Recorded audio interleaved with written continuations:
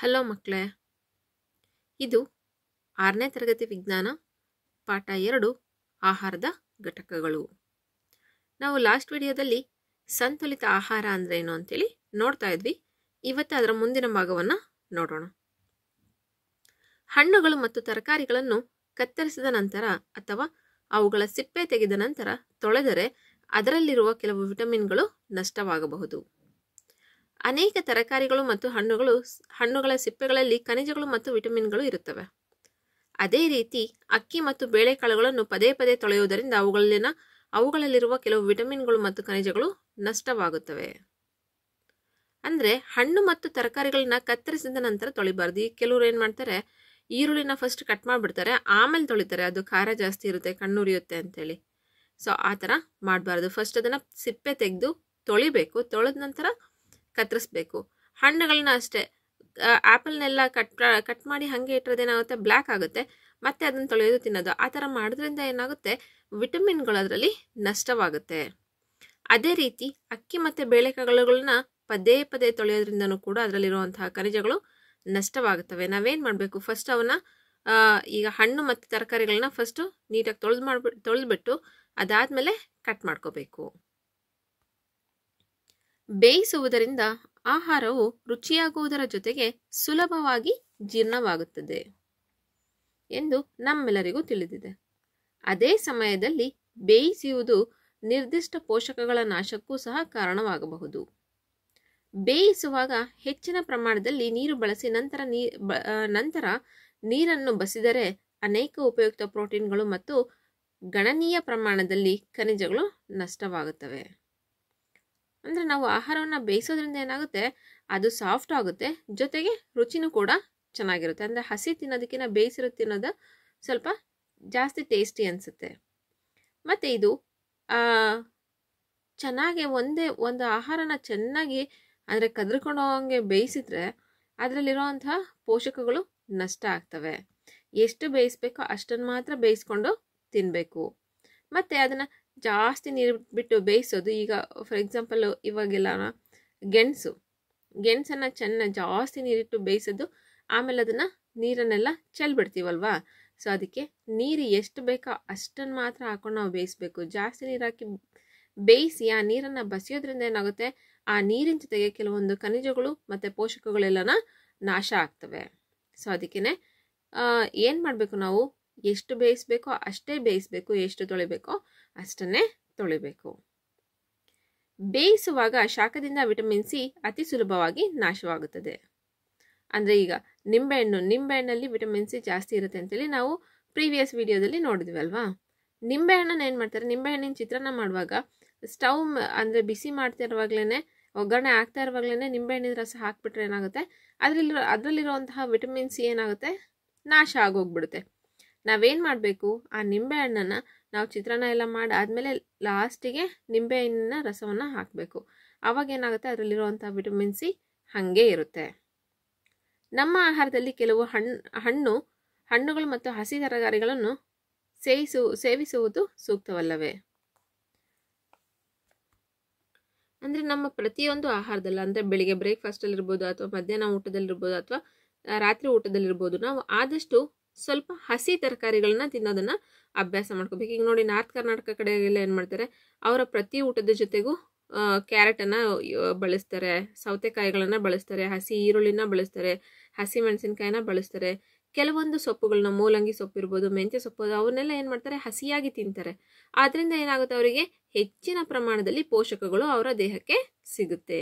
ಹಾಗೆ ನಾವು ಕೂಡ ನಮ್ಮ ಆಹಾರದಲ್ಲಿ ಆದಷ್ಟು ಏನು ಮಾಡಬೇಕು, ಹಸಿ ತರಕಾರಿಗಳನ್ನು ಮತ್ತು ಹಣ್ಣುಗಳನ್ನು ಉಪಯೋಗಿಸೋದನ್ನು ಕಲ್ತ್ಕೋಬೇಕು.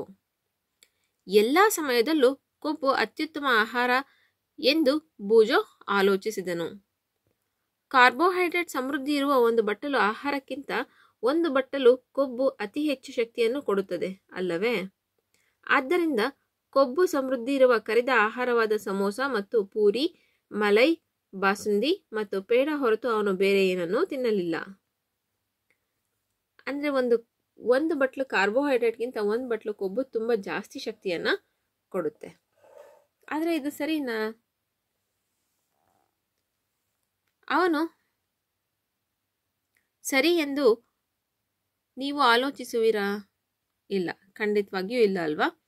ಕೊಬ್ಬು ಅತಿ ಹೇರಳವಾಗಿರುವ ಆಹಾರ ಸೇವಿಸುವುದು ನಮಗೆ ತುಂಬ ಹಾನಿಕಾರಕ ಮತ್ತು ಕೊನೆಯಲ್ಲಿ ಬೊಜ್ಜು ಮತ್ತು ಸ್ಥೂಲಕಾಯ ಅಂದರೆ ಒಬೆಸಿಟಿಯಿಂದ ನಾವು ನರಳುವಂತಾಗಬಹುದು. ಅಂದರೆ ಅತಿ ಹೆಚ್ಚು ಕೊಬ್ಬನ್ನು ತಿನ್ನೋದ್ರಿಂದ ಏನಾಗುತ್ತೆ, ನಮ್ಮ ದೇಹ ದಪ್ಪವಾಗಿ ಊದ್ಕೊಳ್ತಾ ಹೋಗುತ್ತೆ. ನೋಡಿ ಇಲ್ಲಿ ಭುಜ ಹೆಂಗಿದ್ದಾನೆ, ಇಷ್ಟು ದಪ್ಪಗಲ್ವಾ, ಹೊಟ್ಟೆ ಡುಮ್ಮಣ್ಣ, ಕುತ್ತಿಗೆ ಎಲ್ಲ ನೋಡಿ ಹೆಂಗಾಗಿದೆ.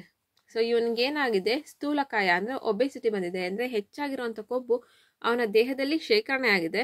ಸೊ ನಾವು ಜಾಸ್ತಿ ಕೊಬ್ಬನ್ನು ತಿನ್ನೋದ್ರಿಂದ ಏನಾಗುತ್ತೆ, ಕೊಬ್ಬು ನಮ್ಮ ದೇಹದಲ್ಲಿ ಹೆಚ್ಚಾಗಿ ಸ್ಟೋರ್ ಆಗುತ್ತೆ. ಯಾವ್ಯಾವುದು ಕೊಬ್ಬು ಅತಿಯಾಗಿರುವಂಥ ಆಹಾರ ಅಂದರೆ ಇಲ್ಲಿ ಕೊಟ್ಟಿದ್ದಾರೆ ನೋಡಿ, ಸಮೋಸ, ಪೂರಿ, ಮಲೈ, ಬಾಸುಂದಿ, ಪೇಡ, ಇವೆಲ್ಲನ ಜಾಸ್ತಿ ಕೊಬ್ಬಿರುವಂತಹ ಆಹಾರ ಪದಾರ್ಥಗಳು. 2.4 ಕೊರತೆಯಿಂದ ಬರುವ ರೋಗಗಳು. ಒಬ್ಬ ವ್ಯಕ್ತಿಯು ಸೇವಿಸಲು ಸಾಕಷ್ಟು ಆಹಾರ ದೊರೆಯಬಹುದು, ಆದರೆ ಕೆಲವೊಮ್ಮೆ ಆಹಾರದಲ್ಲಿ ಒಂದು ನಿರ್ದಿಷ್ಟ ಪೋಷಕ ಇಲ್ಲದೇ ಇರಬಹುದು. ಇದು ದೀರ್ಘಕಾಲದವರೆಗೆ ಮುಂದುವರೆದರೆ ವ್ಯಕ್ತಿಯು ಅದರ ಕೊರತೆಯಿಂದ ನರಳಬಹುದು. ಒಂದು ಅಥವಾ ಹೆಚ್ಚು ಪೋಷಕಗಳ ಕೊರತೆಯು ನಮ್ಮ ದೇಹದಲ್ಲಿ ರೋಗಗಳನ್ನು ಉಂಟು ಮಾಡಬಹುದು. ದೀರ್ಘಕಾಲದವರೆಗೆ ಪೋಷಕಗಳ ಕೊರತೆಯಿಂದಾಗಿ ಬರುವ ರೋಗಗಳನ್ನು ಕೊರತೆಯಿಂದ ಬರುವ ರೋಗಗಳು ಅಥವಾ ಡಿಫಿಷಿಯನ್ಸಿ ಡಿಸೀಸಸ್ ಎಂದು ಕರೆಯುವರು. ಅಂದರೆ ಪೋಷಕಗಳು ನಮಗೆ ಹೆಚ್ಚಾಗಿ ದೊರೆಯಲಿಲ್ಲ ನಾವು, ಅಥವಾ ಪೋಷಕಾಂಶಯುಕ್ತ ಆಹಾರ ನಾವು ಸೇವಿಸಲಿಲ್ಲ ಅಂದರೆ ನಮಗೆ ಪೋಷಕಾಂಶಗಳ ಕೊರತೆಯಿಂದ ಬರುವಂಥ ಕೆಲವೊಂದು ರೋಗಗಳು ಬರ್ತವೆ. ಅವೇನಂತ ಮುಂದೆ ನೋಡೋಣ. ಒಬ್ಬ ವ್ಯಕ್ತಿಯು ದೀರ್ಘಕಾಲದವರೆಗೆ ಅವನ ಅಥವಾ ಅವಳ ಆಹಾರದಲ್ಲಿ ಸಾಕಷ್ಟು ಪ್ರೋಟೀನ್ಗಳನ್ನು ಪಡೆಯದಿದ್ದರೆ ಅವನ ಅಥವಾ ಅವಳ ಬೆಳವಣಿಗೆ ಕುಂಠಿತವಾಗಬಹುದು. ಮುಖ ಊದಬಹುದು, ಕೂದಲಿನ ಬಣ್ಣ ಬದಲಾಗಬಹುದು, ಚರ್ಮ ರೋಗಗಳು ಮತ್ತು ಅತಿಸಾರ ಉಂಟಾಗಬಹುದು. ಅಂದರೆ ಒಬ್ಬ ವ್ಯಕ್ತಿ ದೀರ್ಘಕಾಲದಲ್ಲಿ ಅವರ ಆಹಾರದಲ್ಲಿ ಪ್ರೋಟೀನ್ಗಳನ್ನ ಪಡೀಲಿಲ್ಲ ಅಂದರೆ ಪೋಷಕಗಳನ್ನ ಅವರು ತಗೊಳ್ತಿಲ್ಲ ಅಂದರೆ ಅವರ ಬೆಳವಣಿಗೆ ಏನಾಗುತ್ತೆ, ಕುಂಠಿತ ಆಗುತ್ತೆ, ಮುಖ ಊದ್ಕೊಳ್ಳುತ್ತೆ, ಕೂದಲಿನ ಬಣ್ಣ ಅಂದರೆ ಈಗ ಕಪ್ಪುಗಿರೋಂಥ ಕೂದಲು ಬೇರೆ ಬೇರೆ ಕಲರ್ ಅಂದರೆ ಬ್ರೌನ್ ಆಗೋದು, ವೈಟ್ ಆಗೋದು, ಆ ಥರ ಆಗುತ್ತೆ. ಚರ್ಮ ರೋಗಗಳು ಮತ್ತು ಅತಿಸಾರ ಕೂಡ ಉಂಟಾಗಬಹುದು. ದೀರ್ಘಕಾಲದವರೆಗೆ ಆಹಾರದಲ್ಲಿ ಕಾರ್ಬೋಹೈಡ್ರೇಟ್ಗಳು ಮತ್ತು ಪ್ರೋಟೀನ್ಗಳ ಕೊರತೆ ಇದ್ದರೆ ಬೆಳವಣಿಗೆ ಸಂಪೂರ್ಣವಾಗಿ ನಿಲ್ಲಬಹುದು. ಅಂತಹ ವ್ಯಕ್ತಿಯು ತುಂಬ ಸೊರಗಿ ಸಣಕಲಾಗುತ್ತಾನೆ. ಎಷ್ಟು ದುರ್ಬಲನಾಗುತ್ತಾನೆ ಎಂದರೆ ಅವನು ಚಲಿಸಲು ಕೂಡ ಅಸಮರ್ಥನಾಗಬಹುದು. ಅಂದರೆ ದೀರ್ಘಕಾಲದವರೆಗೆ ನಮ್ಮ ಆಹಾರದಲ್ಲಿ ನಾವು ಏನೇನೋ ಕಾರ್ಬೋಹೈಡ್ರೇಟ್ ಆಗಲಿ ಪ್ರೋಟೀನ್ಸ್ ಆಗಲಿ ತಗೊಂಡಿಲ್ಲ ಅಂದರೆ ಬೆಳವಣಿಗೆ ಅನ್ನೋದು ಸಂಪೂರ್ಣವಾಗಿ ನಿಂತೇ ಹೋಗ್ಬಿಡುತ್ತೆ. ಅಂದರೆ ಈಗ ನೀವು ಫಾರ್ ಎಕ್ಸಾಂಪಲ್ ಒಂದು 3 ಅಡಿ ಇದ್ದರೆ ಅಂದರೆ 3 ಅಡಿ ಇರ್ತೀರ, ಮುಂದಕ್ಕೆ ಬೆಳೆಯೋದೇ ಇಲ್ಲ. ಅಂತಹ ವ್ಯಕ್ತಿಯು ಸೊರಗಿ ಸಣಕಲಾಗಿ ಅಂದರೆ ಇಷ್ಟು ಕಡ್ಡಿ ಥರ ಆಗೋದು, ಎಷ್ಟು ದುರ್ಬಲ ಆಗಿರ್ತಾನೆ ಅಂದರೆ ಅವನು ನಡೆಯೋದಕ್ಕೂ ಕೂಡ ಅವನಿಗೆ ಆಗೋದಿಲ್ಲ, ಎದ್ದು ನಡೆಯೋಕ್ಕೂ ಆಗೋದಿಲ್ಲ, ಅಷ್ಟು ಅವನು ಸುಸ್ತಾಗ್ಬಿಟ್ಟಿರ್ತಾನೆ. ವಿವಿಧ ವಿಟಮಿನ್ಗಳು ಮತ್ತು ಖನಿಜಗಳ ಕೊರತೆಯು ಕೆಲವು ರೋಗಗಳಿಗೆ ಕಾರಣವಾಗಬಹುದು. ಅವುಗಳಲ್ಲಿ ಕೆಲವನ್ನು ಕೋಷ್ಟಕ 2.3ರಲ್ಲಿ ನಮೂದಿಸಿದೆ. ಇಲ್ಲೊಂದು ಕೋಷ್ಟಕ ಕೊಟ್ಟಿದ್ದಾರೆ, ಕೋಷ್ಟಕ 2.3 ವಿಟಮಿನ್ಗಳು ಮತ್ತು ಖನಿಜಗಳ ಕೊರತೆಯಿಂದ ಉಂಟಾಗುವ ಕೆಲವು ರೋಗಗಳು. ಯಾವ್ಯಾವ ವಿಟಮಿನ್ ಕೊರತೆಯಿಂದ, ಯಾವ್ಯಾವ ಖನಿಜದ ಕೊರತೆಯಿಂದ ಯಾವ್ಯಾವ ರೋಗ ಬರುತ್ತೆ ಅಂತೇಳಿ ನೋಡೋಣ. ವಿಟಮಿನ್, ಯಾವ ವಿಟಮಿನ್ನು? Vitamin A. ಇದರಿಂದ ಯಾವ ರೋಗ ಬರುತ್ತಪ್ಪ ಅಂದರೆ ದೃಷ್ಟಿ ಕಳೆದುಕೊಳ್ಳುವುದು, ಅಂದರೆ ಕಣ್ಣಿನ ದೃಷ್ಟಿಯನ್ನು ಕಳೆದುಕೊಳ್ಳೋದು. ಲಕ್ಷಣಗಳು: ದೃಷ್ಟಿಯ ಕೊರತೆ, ರಾತ್ರಿ ಸಮಯದಲ್ಲಿ ದೃಷ್ಟಿ ಇಲ್ಲದಿರುವುದು, ಕೆಲವು ವೇಳೆ ಸಂಪೂರ್ಣವಾಗಿ ಅಥವಾ ಪೂರ್ಣವಾಗಿ ದೃಷ್ಟಿ ಕಳೆದುಕೊಳ್ಳುವುದು.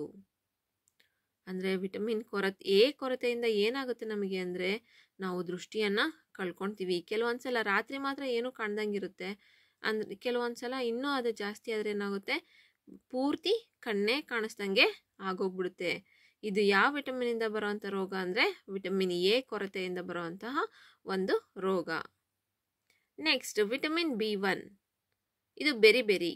ಸ್ನಾಯುಗಳು ಬಲಹೀನವಾಗುವುದು ಮತ್ತು ಕೆಲಸ ಮಾಡಲು ಅತಿ ಕಡಿಮೆ ಶಕ್ತಿ ಇರುವುದು. ಇದು ವಿಟಮಿನ್ B1 ನಮಗೆ ಡಿಫಿಷಿಯನ್ಸಿ ಇದೆ ಅಥವಾ ಕೊರತೆ ಇದೆ ಅಂದರೆ ನಮಗೆ ಬರುವಂಥ ರೋಗ ಬೆರಿ. ಇದರ ಲಕ್ಷಣಗಳೇನಪ್ಪ ಅಂದರೆ ಸ್ನಾಯುಗಳು ಬಲಹೀನವಾಗುವುದು ಮತ್ತು ಕೆಲಸ ಮಾಡಲು ಅತಿ ಕಡಿಮೆ ಶಕ್ತಿ ಇರುವುದು, ಅಂದರೆ ಕೆಲಸನೇ ಮಾಡೋಕ್ಕಾಗಲ್ಲ, ಅಷ್ಟು ಸುಸ್ತಾಗ್ತಾ ಇರುತ್ತೆ. Next vitamin C, scurvy. ಇದರಿಂದ ಬರುವಂಥ ರೋಗ ಯಾವುದು? ಇದರ ಕೊರತೆಯಿಂದ ಬರುವಂಥ ರೋಗ ಸ್ಕರ್ವಿ. ಇದರ ಲಕ್ಷಣ ಹೆಂಗಿರ್ತಾವಪ್ಪ ಅಂದರೆ ಒಸಡುಗಳಲ್ಲಿ ರಕ್ತಸ್ರಾವ, ನಮ್ಮ ಒಸಡುಗಳು ಇರ್ತಾವಲ್ಲ ಗಮ್ಸು, ಅವುಗಳಲ್ಲಿ ರಕ್ತಸ್ರಾವ ಆಗುತ್ತೆ, ಗಾಯ ಮಾಯಲು ಹೆಚ್ಚು ಕಾಲಾವಕಾಶ ತೆಗೆದುಕೊಳ್ಳುವುದು. ಒಂದೇನ ಗಾಯ ಆದರೆ ಅದೆಷ್ಟು ದಿನ ಆದ್ರೂ ಮಾಯದೇ ಇಲ್ಲ. ಸೊ ಇದೆಲ್ಲ ವಿಟಮಿನ್ ಸಿ ಕೊರತೆಯಿಂದ ಬರುವಂತಹ ರೋಗದ ಲಕ್ಷಣ. ನೆಕ್ಸ್ಟ್ ವಿಟಮಿನ್ ಡಿ, ಇದರ ಕೊರತೆಯಿಂದ ಬರುವಂಥ ರೋಗ ರಿಕೆಟ್ಸ್. ಏನಪ್ಪ ಇದರ ಲಕ್ಷಣ ಅಂದರೆ ಮೂಳೆಗಳು ಮೃದುವಾಗುವುದು ಮತ್ತು ಬಾಗುವುದು. ಕೆಲವೊಬ್ಬರನ್ನ ನೋಡಿ ಅವ್ರ ಕಾಲುಗಳು ಹಿಂಗೆ ಒಂಥರ ಏನು ಬಿಲ್ಲು ಬಾಣದಲ್ಲಿ ಬಿಲ್ಲಿರುತ್ತಲ್ಲ ಹಂಗೆ ಬಕ್ಕೊಂಬಿಟ್ಟಿರ್ತವೆ. ಯಾಕಪ್ಪ ಅಂದರೆ ಅವರಿಗೆ ವಿಟಮಿನ್ ಡಿ ಕೊರತೆ ಇರುತ್ತೆ, ಅದರಿಂದ ರಿಕೆಟ್ಸ್ ರೋಗ ಬಂದಿರುತ್ತೆ. ಮೂಳೆಗಳು ಸಾಫ್ಟ್ ಆಗಿರ್ತವೆ ಮತ್ತು ಬಾಗಿರ್ತವೆ. ನೆಕ್ಸ್ಟ್ ಕ್ಯಾಲ್ಶಿಯಂ, ಮೂಳೆ ಮತ್ತು ಹಲ್ಲುಗಳು ಕ್ಷೀಣಿಸುವುದು.